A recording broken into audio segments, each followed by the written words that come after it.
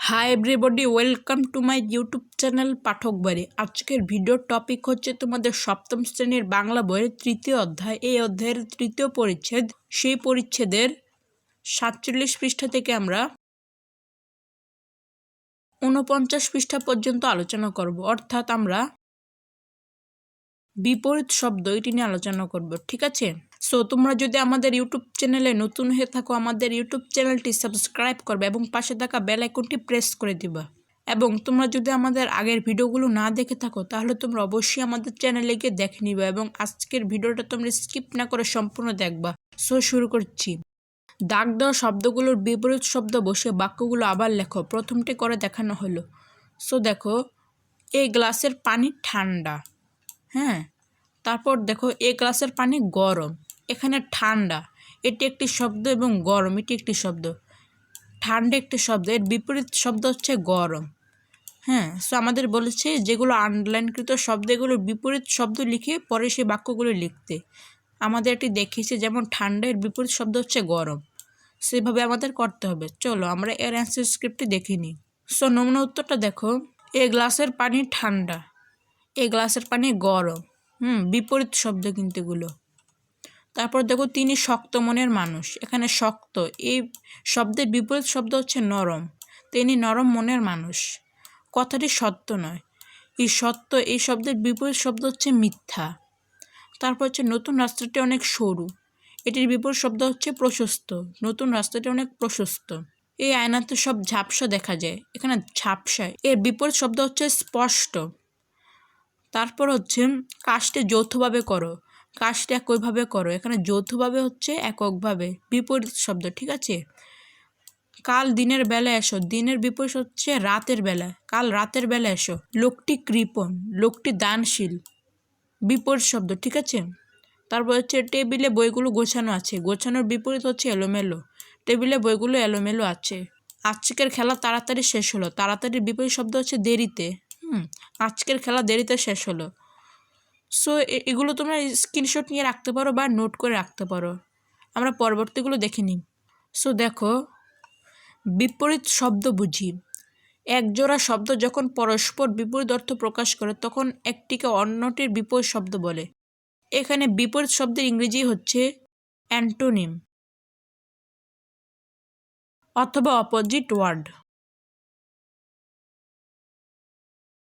ঠিক আছে। সো দেখো, যেমন দিন ও রাত। এখানে দিনের বিপরীত শব্দ রাত এবং রাতের বিপরীত শব্দ দিন। একইভাবে উচ্চ ও নিচু, ভালো ও মন্দ, শক্ত ও নরম এগুলো পরস্পর বিপরীত শব্দ। ঠিক আছে। বিপরীত শব্দের একটি হাবাচক হলে অন্যটি নাবাচক হয়। যেমন সুস্থ ও অসুস্থ শব্দ জোড়ার মধ্যে সুস্থ হাবাচক এবং অসুস্থ নাবাচক।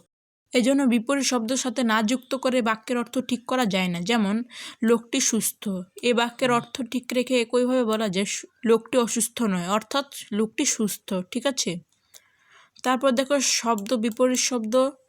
হ্যাঁ, যেমন অগ্র, পশ্চাৎ। অগ্রের বিপরীত শব্দ হচ্ছে পশ্চাৎ। অচল সচল, অজ্ঞ বিজ্ঞ, আদান প্রদান, আদি অন্ত, দীর্ঘ হ্রস্ব। তারপর হচ্ছে নতুন পুরাতন, নিন্দা প্রশংসা, পূর্ব পশ্চিম। সো তোমরা এগুলো মুখস্থ করে নিবা বা পড়ে নিবা। হ্যাঁ, বাক্যের অর্থ ঠিক রেখে বিপরীত শব্দ বসাই। এবারে দাগ দেওয়া শব্দগুলোর বিপরীত শব্দ বসিয়ে বাক্যগুলো এমনভাবে লেখো যাতে বাক্যের অর্থ ঠিক থাকে। এর জন্য বাক্যের শেষে না, নি, নেই, নয় ইত্যাদি বসানো দরকার হবে। প্রথমটি করে দেখানো হলো। সো দেখো, এই গ্লাসের পানি ঠান্ডা। ঠান্ডার বিপরীত শব্দ কি? গরম। কিন্তু আমাদের এক্ষেত্রে বলেছে যে বাক্যের অর্থ মিল রাখতে হবে, অর্থগত মিল থাকতে হবে। সো আমরা এভাবে লিখতে পারি, এই গ্লাসের পানি গরম নয়। গরম নয় অর্থাৎ ঠান্ডা। ঠিক আছে। এভাবে আমাদের অর্থ ঠিক রেখে লিখতে হবে। সো দেখো, তিনি শক্ত মনের মানুষ। শক্তের বিপরীত কি? নরম। তাহলে আমরা কিভাবে লিখতে পারি? তিনি নরম মনের মানুষ নয়, অর্থাৎ তিনি শক্ত মনের মানুষ। এভাবে আমাদের লিখতে হবে। সো আমরা এগুলো অ্যান্সার স্ক্রিপ্টটা দেখে নিই।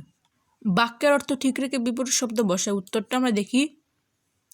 এ গ্লাসের পানি ঠান্ডা, এই গ্লাসের পানি গরম নয়, অর্থাৎ ঠান্ডা। তিনি শক্ত মনের মানুষ, তিনি নরম মনের মানুষ নয়, অর্থাৎ শক্ত মনের মানুষ। ঠিক আছে। কথাটি সত্য।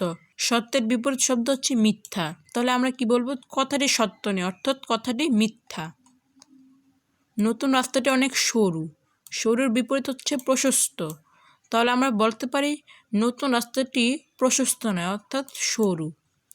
এই আয়নাতে সব ঝাপসা দেখা যায়, এই আয়নাতে সব স্পষ্ট দেখা যায়। কাজটি যৌথভাবে করো, কাজটি এককভাবে করো না, অর্থাৎ যৌথভাবে করো। কাল দিনের বেলায় এসো, কাল রাতের বেলায় এসো না, অর্থাৎ দিনের বেলায় এসো। লোকটি কৃপণ, লোকটি দানশীল নয়, অর্থাৎ কৃপণ। টেবিলে বইগুলো গোছানো আছে, টেবিলে বইগুলো এলোমেলো নেই, অর্থাৎ গোছানো আছে। আজকের খেলা তাড়াতাড়ি শেষ হলো, আজকের খেলা দেরিতে শেষ হয়নি, অর্থাৎ তাড়াতাড়ি শেষ হলো। সো দেখো, আমরা পরবর্তীতে চতুর্থ পরিচ্ছেদ জ্যোতির্চিহ্ন এটি নিয়ে আলোচনা করব। এসব ভিডিও পেতে তোমাদের অবশ্যই আমাদের চ্যানেলটি সাবস্ক্রাইব করে রাখতে হবে এবং পাশে থাকা বেল আইকনটি প্রেস করতে হবে। সো আজকে পর্যন্তই, তোমরা ভালো থেকো, সুস্থ থাকো। আসসালামু আলাইকুম ওয়া রাহমাতুল্লাহি ওয়া বারাকাতুহু।